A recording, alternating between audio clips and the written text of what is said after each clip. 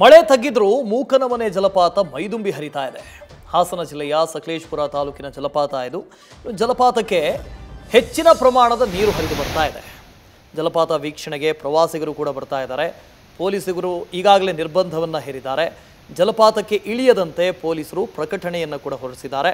ಆ ಜಲಪಾತವನ್ನು ಗಮನಿಸ್ತಾ ಇದ್ದೀರಿ, ಬಹಳ ರುದ್ರ ರಮಣೀಯವಾಗಿ ಕಾಣಿಸ್ತಾ ಇದೆ. ಅಪಾರ ಪ್ರಮಾಣದಲ್ಲಿ ನೀರು ಹರಿದು ಬರ್ತಾ ಇದೆ. ಈ ಹಿನ್ನೆಲೆಯಲ್ಲಿ ಈ ಜಲಪಾತ ಮೈದುಂಬಿ ಹರಿತಾ ಇದೆ.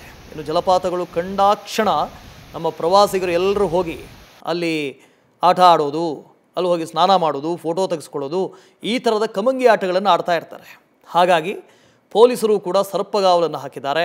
ಯಾರಿಗೂ ಈ ಕಡೆಗೆ ಪ್ರವೇಶ ಇಲ್ಲ, ಮೂಕನಮನೆ ಜಲಪಾತಕ್ಕೆ ಪ್ರವೇಶ ಇಲ್ಲ ಅಂಥೇಳಿ ಒಂದು ಸೂಚನಾ ಫಲಕವನ್ನು ಕೂಡ ಹಾಕಿದ್ದಾರೆ. ಹಾಗಾಗಿ ಪ್ರತಿ ಜಿಲ್ಲೆಯ ಜಿಲ್ಲಾಡಳಿತ ಈ ಬಗ್ಗೆ ನಿಗಾ ವಹಿಸಬೇಕು.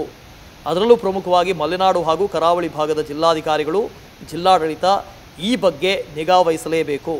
ಇನ್ನೇನು 2-3 ತಿಂಗಳವರೆಗೆ ಭಾರೀ ಪ್ರಮಾಣದಲ್ಲಿ ಮಳೆ ಆಗುತ್ತೆ. ಆ ಭಾಗದಲ್ಲಿರುವಂಥ ಎಲ್ಲ ಜಲಪಾತಗಳು ಮೈದುಂಬಿ ರುದ್ರ ರಮಣೀಯವಾಗಿ ಕಾಣಿಸ್ತವೆ. ಹಾಗಾಗಿ ಪ್ರವಾಸಿಗರು ಕೂಡ ಅಲ್ಲಿಗೆ ಹೋಗುವಂಥವ್ರ ಸಂಖ್ಯೆ ಜಾಸ್ತಿ ಇರುತ್ತೆ.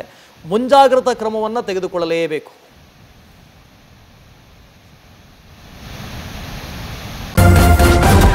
ನ್ಯೂಸ್ ಫಸ್ಟ್ ನಿರ್ಭೀತಿಯಿಂದ ನಿಮ್ಮ ಪರವಾಗಿ.